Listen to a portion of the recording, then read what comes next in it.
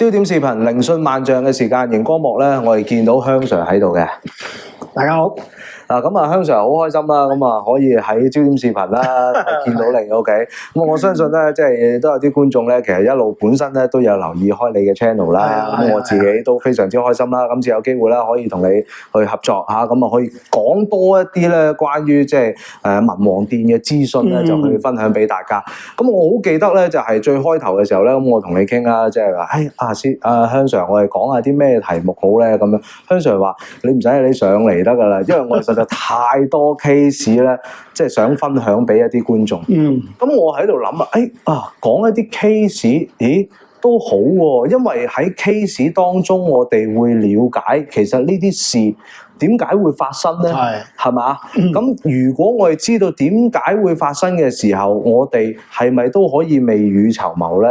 係嘛？或者有一啲即係應該做嘅嘢做，唔應該嘅嘢唔好做，係嘛？係咪咁樣啊？可以咁講嘅。咁我哋第一集啦，即係接住落嚟，我相信係要講嘅嘢係多不勝數噶啦。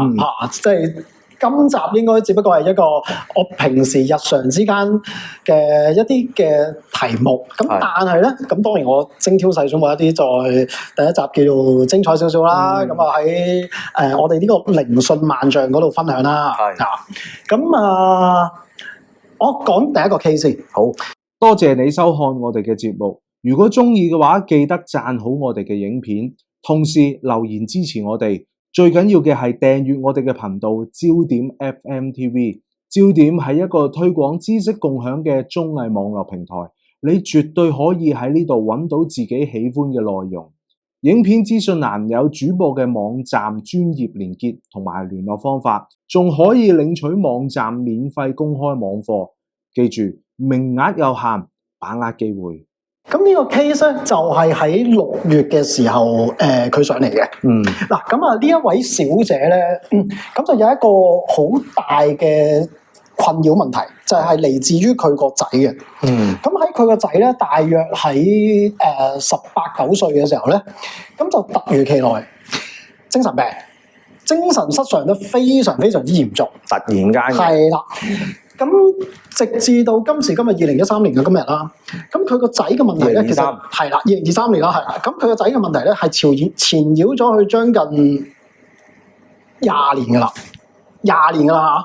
哇！咁呢個小姐年紀都唔細啦，首先第一，當然啦，在呢一刻，當然啦。咁同埋我哋可以想像到，佢已經揾過無數嘅師傅，無數所有嘅咩，無論精神即係青山又好，精神病院又好，唔同嘅師傅又好，乜都好，佢全部都試過晒啦。同埋我諗最大嗰個困擾嘅地方就係，喂個仔18、19歲，正值當家時期，冇錯，擾攘20年，喂大佬佢一生喎，即係我哋講得白啲係嘛？幾乎係佢一生嚟㗎，係咪先？咁你即係作為媽媽嚇，佢睇翻自己體力就越嚟越下降啦，都真係要諗一個解決方法喎。冇錯，因為咧佢個仔嘅瘋癲狀態係點咧？照佢所講啊，因為先前嘅瘋癲咧，佢係每一日咧都大吵大鬧，掟爛晒所有嘅嘢啊，嗶哩吧啦啊，咁甚至乎出街，跟住又唔知發生咗咩事啊，人哋又會報警啊，等等，10幾年嘅日子都係咁樣過。咁我相信你同我都會癲啦，係咪啊？自己都癲啦，大佬。好啦，咁佢點解會揾到嚟呢度咧？就話說有一個電影老闆，咁嗰一位電影老闆咧都成日上嚟嘅，佢亦都去需要解決一啲事情，咁我哋遲下再講。咁咧就介紹咗呢位小姐上嚟啦。好啦，咁呢個 case 就係6月啦。咁當然嚟問事嘅時候咧，咁當然我哋就唔係話好似一般師傅咁樣就咁睇即係唔係咁啦，因為我哋係請示文王啊嘛，我哋請示嘅係先佛啊嘛，咁所以裏邊係有好多程序喺度嘅。喺請示嘅過程裏邊咧，係會好攰嘅，因為第一，你好攰定佢好攰先？我同佢都好攰，因為我個腦要不斷轉。咁佢亦都好攰，因為佢要跪喺度，咁佢要擲杯。咁但係當然擲杯咧，我相信你都知啦。係。咁但係我哋嗰個擲杯嗰個程序係好嚴謹啊，非常非常之嚴謹啊嚇。咁呢個我下一集再講啦。好啦，咁佢會好攰啦。咁因為佢可能成個問試嘅過程咧，可能係需要成1個鐘嘅。1個鐘。咁但係問出嚟嘅事情係非常之細啊，非常之細膩細節。好咁嗱，當然佢問佢個仔嘅事情，咁請示文王啦，先佛啦。咁但係咧，文王一開始唔係講佢個仔先，係講咩咧？從佢家運嘅角度開始講。你講個仔？你問個仔點解要從個家運嘅角度咧？好啦，嗱，但係咧家運未完整啊，因為咧喺問杯嘅過程咧，喺問事嘅過程咧，我哋都知道啦，你應該知啦，一正一反叫做聖杯啊嘛。係嗱，但係我哋唔係擲一次嘅喎，因為擲一次一正一反咧，呢個係個機率係1/2。係啱啊，呢唔得㗎。係啊，我哋係要連續3個聖杯。連續啊？連續3個聖杯嘅機率係幾多？1%。係。好啦，咁但係咧。呢個先至係100%正確。咁但係如果未到3個聖杯，連續2個聖杯嘅機率咧係1/6嘅先。嗱，咁但係咧連續2個聖杯咧，文王想講嘅咧就已經差唔多啦。因為你未去到3個聖杯啊嘛。係。連續2個聖杯即係話你講嘅嘢差唔多啦，80%。但係你要兼及另一啲事情，要問到3個聖杯為止。係。好啦，咁咧。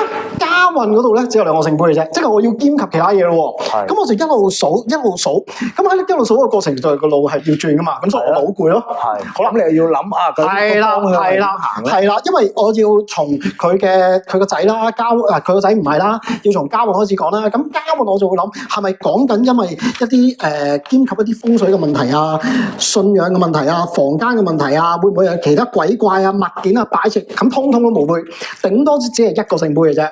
第2個唔係聖杯，我都要繼續問落去噶嘛。係。好啦，結果問到咩咧？家運兼及事業，啪3個聖杯啦。嗱，即係你會諗，佢原先係問緊個仔嘅問題，但係文王一開始要從家運兼及事業呢個題目先至講落去。嗱，即係話佢嘅家運同佢嘅事業咧係冧埋咗一齊嘅先。好啦，咁我開始喺度諗緊家運同事業，咁我就要用一個角度去問，咁我就再請示文王，我就話我係唔係應該從唔好嘅角度去問落去？好啦，咁文王當其時咧就俾咗2個聖杯，因為咧佢講緊家運咧，嗱，家運兼及埋事業，你會唔會有啲咩頭緒諗到？家運，你嘅事業係有一啲問題，而令到你嘅家運有問題。可以係咁，但係我相信文王嘅角度係咩咧？佢應該咧，屋企人係屋企生意，所以咪家運同事業咯。呢個囊呢一抽嘢，嗱，問事咧係要具備相當大嘅邏輯㗎。咁我自然就會諗呢一個。咁頭先文王咧就講咗從唔好嘅角度要我去問落去啊嘛。好啦，咁我就好簡單去問。呢度有冇涉及到金錢問題？有，咁事業梗係錢㗎啦。好啦，但係未完整喎。2個聖杯啫，好啦，咁我自然就再問落去，係唔係涉及到欺騙成分？好啦，又俾2個聖杯啦。哇，係。好啦，咁跟住好啦，講到呢度，跟住我一路問，我問咗好耐，都仲未有杯，連1個聖杯，頂多都只係1個聖杯，未有2個聖杯。好啦，咁我就再請示文，既然頭先講到欺騙。我係唔係要再深究有關錢嘅問題咧？2個聖杯都未完，好啦，要再我兼及。你見我問咗一大浪啦，呢啲好啦，咁一大浪咁啊，我問係咪同追債有關、欠債有關？係咪同啲咩因果有關？係咪同因為咁兒子承受呢個因果有關？乜都唔係，係咪同冤親債主？乜都唔係。文王就講咩咧？事業嘅部分同個仔係2件事嚟嘅。嗱，呢度更加奇怪喎，因為咧佢問緊個仔嘅事情啊嘛，啱唔啱先？但係文王係講家運同事業，跟住欺騙。咁因為我一定要聯想，係唔係因為佢做咗某一啲事業而連累咗個仔？我一定係咁樣諗啊，否則我問唔到落去。啱啊。好啦，跟住咧，我首先要確定一個問題：文王現時講緊嘅事業，同佢個仔現時黐咗線嘅問題，係咪一件事先？好啦，文王冇俾杯，嗱，有個問題嚟啦。當冇俾杯嘅時候咧，你唔可以當唔係。冇俾杯嘅意思就係冇3個聖杯，又或者連2個聖杯都冇。嗱，當我問咁樣嘅時候，冇俾杯，你唔可以當唔係啊！你見到我呢個問題，事業部分同個仔係2件事，係3個聖杯，即係話咧，我要問咗佢事業部分發生咗咩事先，跟住我先至再 loop 落佢個仔嗰個部分。但係文王所想講嘅係呢度首先係2件事嚟嘅，嗱好肯定係2件事啦。咁即係話咧，我嗰個邏輯思考咧，我唔可以咁快就拉佢個仔落嚟家運同事業呢個部分啦。係嗱，呢個邏輯係好緊要啊，所以問事係具備咗好大嘅邏輯。好啦，我自然就問，係唔係因為咁？佢事業呢個部分有啲事情個仔要承受咗先，承受咗有啲咁樣嘅角度，係嘅2個杯啫，未完。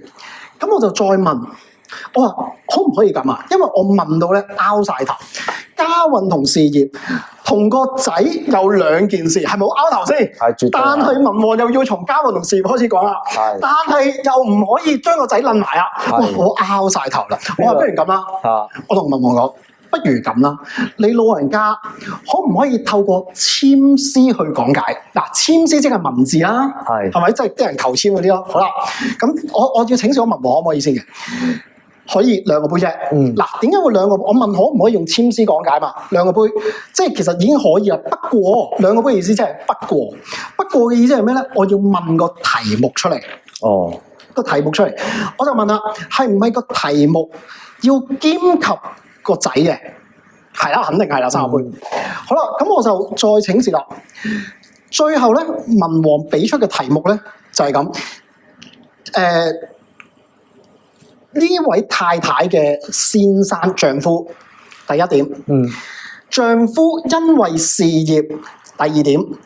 連累個仔，好啦，成個題目完整出咗嚟啦。好啦，咁咧呢個就係呢4支簽詩啦。嗱，好啦，幫手揸。咁咧呢個題目咧，嗱呢個題目要問出嚟咯，即係唔係話我哋要抽籤就抽籤嘅咯。所以呢度係要成個題目完整咗。好啦，文王俾呢個題目，先至再俾簽詩，咁我解籤咪準咯。好啦，即係話咧呢個題目咧，呢4支簽詩咧，文王想用文字表達，就係講佢個丈夫喺事業裏邊因為做嗰啲事情而連累咗個仔。好啦，第1支簽詩就講啦，一重江水一重山。你過完一個江水，又要再過一個山，誰知此去路又難？點不知呢條路咧，係讓你非常之難行，任他解救終不過。你無論點樣去搞都好，你都好難去處理，最終是非終究未得安。好啦，第1支簽詩咯，即係話佢有好多嘅難關。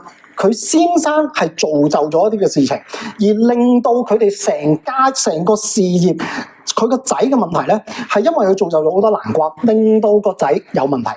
好啦，嗱，好多時候咧，你哋去廟宇求籤，咪就咁攞完咪算嘅。係啊，其實唔係咁噶。哦，你係要再請示，仲有冇第2支簽詩補充？點請示咧？再集杯。請問仲有冇簽詩補充？如果1個聖杯，即係仲有第2支。好啦，咁一共俾咗4支簽，所以先有第2支簽詩嘅啫嘛。好啦，跟住再嚟咯。功名得意與君，嗱，我又要再補充下。簽咧唔係就咁攞就算㗎，係每抽完1支簽咧，再摘3個聖杯，而去得出呢1支簽詩㗎。所以呢4支簽詩係用咗一段時間㗎啦。係啊，冇錯，都係要3個聖杯去核實嘅。所以出嚟嗰支簽詩咧，先至100%準確。係。好啦，再講咯。功名得意與君戲，嗱，你見到功名啦，佢頭先佢先生造就嘅事業問題啊嘛，即係話佢造就嘅係為咗功名啦，功名得意與君戲，你事業嗰度看似好好，而且前途都有富貴喜安然。若遇一輪明月照，15團圓光滿天。嗱，呢個唔係重點，個重點咧係你造就嗰啲事情係為咗得到功名，係為咗你嘅前途富貴。好啦，再緊接第3支簽詩。危險高山行過盡，莫嫌此路有重重。你個仔嘅現況，現時好似行緊高山咁，好困難。但係唔好嫌呢呢條路好艱難先。若見蘭季漸漸發，蘭季係咩意思咧？蘭月就即係講緊農曆8月，因為嗰陣時問事嘅時候咧係農曆係6月啦，新曆6月係啦。咁文王已經講啦，嗱你到咗8月嘅時候咧，蛇咧都會變成龍噶啦。OK， 好啦，未完，最後一支籤詩。靈雞漸漸見分明，嗱啲事情咧，我哋開始分明見到嗰個脈絡啦。凡事且看子丑寅。雲開月出照太平，郎君即便見太平。雲開月出照天下，郎君即便好。子丑寅係咩意思咧？月份。子月即係農曆11月，丑子就12，寅就真係正月啦。即係話咧，文王想同呢位太太講，啲事情咧，你慢慢會見到有個明朗。你去到年底嘅時候咧，啲事開始會轉變啦。嗱，咁呢支籤詩照驟眼咁樣睇咧，我哋可以解到啦。嗱，但係咧，因為我原先係問佢個問題而問唔到，請文王用文字去講解俾我聽啊嘛。頭先個關鍵係咁啊嘛。好啦，但係咧出現呢4支籤詩，我仲係唔明。我仲係唔明，究竟佢老公做咗啲咩事？冇錯啦，啱啱先，因為講緊佢事業啊嘛。係啊。好啦，嗱，第一支籤詩咧，最大嘅關鍵係咩咧？我哋要睇籤詩典故，嗰個故事。個故事係咧，有一位叫文太師征北伐西岐。文太師係邊一個人咧？係以前商朝紂王嘅時候旁邊嘅一位太師。而呢位太師咧，為咗佢嘅功名啦，去同紂王講：你去討周文王，討伐周文王。好啦，即係話咩咧？佢老公用咗一啲唔好嘅手段去造就佢個事業，所以功名得意與君顯。好啦，嗱，4支籤詩出完咯。咁因為我有請示過文王，我話文王慈悲，呢個籤詩我唔係好明。嗱，唔係好明你要請示個籤詩咁解。我就問佢，我話事業嘅部分咧，你老人家係咪用緊商紂王去形容佢老公？兩個杯未完啊！想講咩咧？兼及啲咩咧？兼及佢老公曾經用一啲逼過人嘅唔好嘅手段，為咗佢個事業而害咗好多人。嗱，咁我開始明白到佢嘅事業啦。好啦，咁我自然就會問：喂，你事業究竟做咩㗎？啱唔啱先？啱啊！好啦，結果佢就講嗱，同埋咧呢度嘅時間點，我要搞清楚嘅。究竟佢老公做緊嘅事業嘅時候，佢個仔出咗世未？呢個好緊要嘅。係喎，佢個仔，現時講緊佢呢度有問題嗰個仔係第二仔嚟嘅。佢個仔未出世。未出世㗎，即係第二個仔係未出世嘅。當佢做緊呢樣嘢。係啦，所以佢先生已經做好多年啦。好啦，結果佢老公做咩嘅咧？佢就同我講撈偏嘅。咁我撈偏都做好多嘢，咁你做咩撈偏先？好闊㗎嘛。好啦，就做咩咧？做兩樣嘢。第一，開麻雀檔。嗱，開得麻雀檔咧，就仲有第二範嘅。咁我第二範係做咩啊？財務公司。咁財務公司啊，明啦。咁我就問啦，你財務公司一定係做過逼人哋唔知點樣放數大耳窿呢一啲啦，係咪？嗱，我都驚我諗錯㗎嘛。我請示文王，我係唔係佢先生曾經做過一啲嘢而間接害人？係3個杯。好啦，咁跟住我就再問咯。我就再問啦，我就翻嚟佢個仔嘅問題。我翻嚟就請示佢個仔嘅問題。咁佢個仔嘅狀況係唔係正正同父母造就嘅事業有直接或者間接嘅關係？兩個杯，開始進入範圍啦。好啦，咁兩個杯啫嘛，未完整啊嘛。咁我再問，咁啲乜嘢咧？點解會咁咧？係咪我自然就會諗，係唔係因為你丈夫做過啲事情，阿仔承受因果？我哋一定會咁諗㗎嘛。一定咁諗。好啦，都唔係。點問都唔係。咁我話係咪同冤親有關？又唔係。咁點咧？嗱，我又要從第二個角度啦。我從乜嘢角度請示咧？我要問到咧，因為我點問都唔係啊。連兩個杯都冇，問咗好耐。最終咧，我係要從無形嘅角度，要繼續問落去。因為我點問都唔係啊嘛。係。從模型嘅角度，咁模型嘅角度，我哋自然會諗到咩？鬼啦，呢啲咁樣古靈精怪嘅嘢啦，冤親啦，係咪神佛啦？模型啊嘛。好啦，結果問到乜嘢咧？奇怪啦。咁我問模型嘅嘢係乜嘢啊？又唔係鬼，又唔係冤親，又唔係呢啲。好啦，問網友講，用咗一個 terms， 妖媚。妖媚。哦，咁我知啦。一講到妖媚，因為一講到妖媚。魑魅魍魎或者精或者魔或者陰神呢啲等等嘅嘢，一講到妖媚，我就相信佢呢位太太嘅丈夫曾經做過一樣嘢。妖媚點嚟咧？係因為出於佢丈夫為咗事業嘅問題，而去曾經祈求過一啲嘢。點解知你求嘅係妖媚？嗱，我哋翻你張簽詩啦。記唔記得佢先生就係講，佢搞咗好多事情。嗱，即係佢啲非法手段啦，即係嗰啲強迫人咧，就如同紂王啦。你一重江水一重山啊嘛。結果你係為咗你振興你嘅事業啊嘛，而去做咗好多事情啊嘛。呢兩支簽詩，好啦。佢丈夫咧，當其時咧就去拜神拜好多嘢，咁其中咧就係求咗一樣妖媚嘅事情，咁因為佢其實好多人為咗事業拜神都係希望求財富，哇咁你等等啦，好啦，咁你求嗰個妖媚翻嚟喎，咁佢求咗個妖媚翻嚟，咁又點咧？好啦，正，咁我就會問，咁我請問呢個妖媚喺邊？係咪喺個仔身上？因為佢呢度有問題啊嘛。啱啊。結果唔係喺個仔身上，唔係話完全唔係，只不過文王想再講咧，現時呢個妖媚佢供奉緊。咁我問你供奉緊啲乜嘢？冇啊，家中就咁一個神明啫嘛。OK， 得啦。咁我就再請示，係唔係妖媚入咗呢個神明？啪三個杯，係啦。哇！嗰個神明咧，就係當年佢先生曾經拜過妖媚，而呢個當年佢先生係唔知啊。係。而呢個妖媚咧，跟咗佢翻屋企。係牽引住翻屋企，而咁啱當其時就諗住唔知為求乜嘢都好啦，就安個像可能拜佛啊等等，妖媚入像啦。所以佢正咧，嗱呢件事已經過咗30幾年噶咯喎，咪咯，佢個仔係未出世噶喎，係咯，係咪？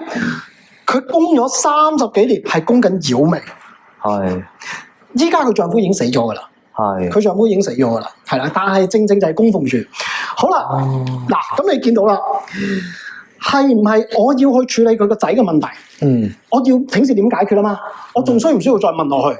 定係我要請示解決方法？咁我請示解決方法啦。咁自然就問係咪請走妖媚咁簡單啦？兩個杯啫，未完整。因為咧，唔單止要請走妖媚，而且仲要清神台。3個杯。哦，哇！妖媚走神台都要清。好啦，清咗之後，咁啊，文王最好交代，要淨化間屋啦。咁我就問啦，我就問一個問題，嗱，因為佢係個仔嘅事情上嚟噶嘛，我代唔代表清走個神台，清走請個妖媚離開，阿仔就會冇事？係啊。我最後我要問呢個問題㗎。啱啊。好啦，結果咧，真係就係咁樣咁簡單喎，3個杯喎，係咪請走家中嘅神台，淨化間屋就可以3個杯？咦，係，我覺得好奇怪，真係咁簡單？真係咁簡單？好啦，咁我問，既然如果係咁就可以，阿仔幾時恢復？阿仔幾時開復？好啦，咁文王有講嘅。確實係需要時間康復嘅，2個杯啫。咁我問嚟問去，咁因為講需要時間康復嘛，咁我就問係唔係嚟緊下半年冇杯？係唔係要到2024年嘅上半年冇杯？咁係咪下半年冇杯？我點問都唔係。好啦，咁你就知道啦，一路都問緊2個杯。我就問係唔係仲要視乎其他因素2個杯？好啦，最後係咩咧？最後其他因素係咩咧？我問咗好多啦，最後就係文王話多請文王嗰杯貢茶，翻去俾我個仔飲。係啦，咁咧之後咧要大概係啦，咁我就問，咁之後有幾時康復啊？我都要問呢個問題啊。文王就話1年多就會康復啦，3個杯。哇！嗱，呢個 case 咧，直至到依家咧，半年啦。半年，咁其實咧，佢話俾我聽咧，佢個仔好特別㗎。嗱，因為咧，以前呢位太太咧，佢唔信鬼神，嗯，但係因為咧佢個仔呢件事，佢個仔咧直情咧我諗係個妖魅啦，係曾經顯現過俾佢睇㗎，直情喺佢個仔嘅頭上出嚟㗎。咁佢從一個無神論者，正正見到佢個仔咁樣嘅狀況，同埋佢個仔咧一發癲嘅時候係變咗另一個人嘅，嗯，所以佢冇辦法唔信啦，冇辦法唔信。咁但係當年佢曾經去揾過好多嘅師傅有咁都好，佢就係會講啊你鬼啊唔知邊度嘅，但係呢個係好唔對路。點解咧？因為咧呢位太太去過邊度攞嗰啲乜嘢翻屋企咧，佢個仔係知嘅喎。哦，嗱，一般嘅鬼咧係做唔到呢一樣嘢，所以佢個層次咧係比一般嘅鬼嚟得更高。係，咁依家知道啦，因為佢係妖魅。係啦，即係再高一級嘅。係啦，再高一級啦，係啦。嗱，咁所以咧，成件事嘅起因咧係從佢丈夫嘅事業開始。首先呢個妖魅唔係無緣無故噶，係你請翻嚟。同埋第二，文王講咗一個最大嘅重點。喺妖魅之前，本身你嘅家庭，你丈夫已經做緊一樣唔好嘅嘢在先。所以多多少少你個仔係承受住呢一個因果，而喺巧遇當中，而喺你丈夫拜當中，又自然勾到一樣咁樣嘅事情，所謂嘅妖魅，所以兩者夾埋，佢個仔就承受咁樣嘅巨大因果。係啦。不過我覺得咧，即係呢個成件事咧，首先我想問下香 Sir， 嗱4頁紙啦，我見到。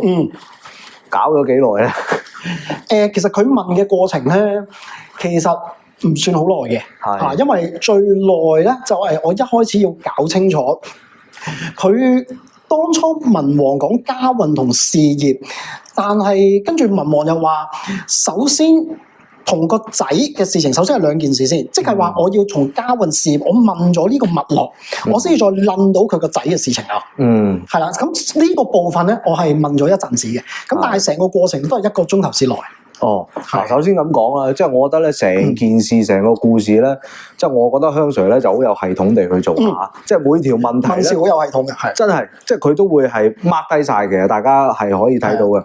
佢會 mark 低晒，即係例如，喂，因為我有助手要 mark 低呢個稿噶嘛，因為有個稿咧要俾翻問事人㗎。係啦，咁啊，例如個結果咧，即係究竟係0啊、1啊、2啊、3啊咁樣，咁佢都會寫。同埋咧，其實可能即係觀眾咧，可唔可以 show 一 show 俾我睇？其實咧，即係如果大家咧有留意到咧，嗱呢個係第3張紙啊，真係好得意，我都覺得好得意。嗱，第一張你見唔見到啊？其實冇圈，即係冇顏色筆圈嘅咧，係好多噶。係啦，即係我問咗好耐。係啦，越到問咧就越貼啦，成個故事。係啦，你見到紅筆嘅就係3個杯，綠色嘅咧就係2個杯，咁就圈住咗。咁我要再問。即係越嚟越咧嗰件事咧就出啦，就貼啦咁樣，咁最後咧就真係成個故事咧就出到嚟啦，全部問晒出嚟，係啦。咁啊，所以咧即係呢個咧，我覺得即係首先第一，我大開眼界嚇，即係喺呢一個嘅問卦嘅事情上面嗰個做法。咁啊，第二咧就係即係咁，大家都會明我想講咩啦，係咪先？正如開頭所講，有啲嘢做得，有啲嘢唔做得，咁大家就明啦。咁有時都了解嘅。為生活係嘛，即係唔同行業都做嘅，係嘛？但係個問題就係，喂，原來我因為我想去做嗰個行業，做得出色啲，而我就可能去拜咗一啲咧奇奇怪怪嘅嘢，咁就引致到咧之後就有一啲嘅後果咧，20-30年啦，大佬，20年啊，將近。係咪先？即係呢個係你話幾咁深遠咧個影響，仲要係佢過咗身。佢太太又一路繼續承受住呢個問題咯，係啊，冇錯啦。因為個仔最近先至好一啲，但係去到農曆7月嘅時候咧，又有啲反覆。係好奇怪喎，真係。係有啲奇怪。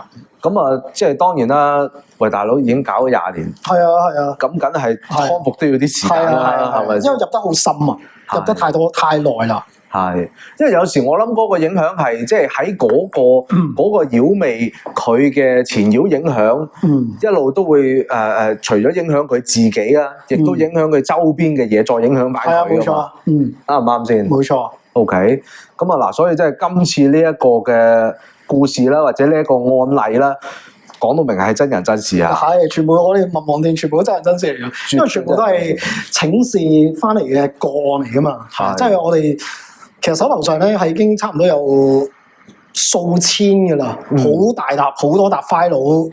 所以你諗下，我講幾耐？係，仲有呢個只不過係濕碎嘅喎。係太多啦。其中一單啫，其中一單好濕碎嘅嘢。OK，咁啊嗱，所以咧，即係當然啦，詳細嚇點樣，究竟點樣去問卦？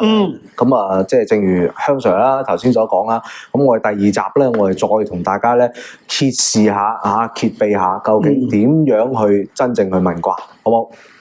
好 ，OK，拜拜。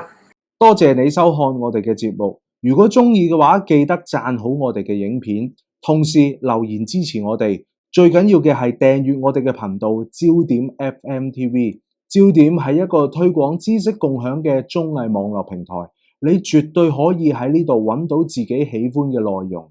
影片資訊欄有主播嘅網站專頁連結同埋聯絡方法，仲可以領取網站免費公開網課。記住，名額有限，把握機會。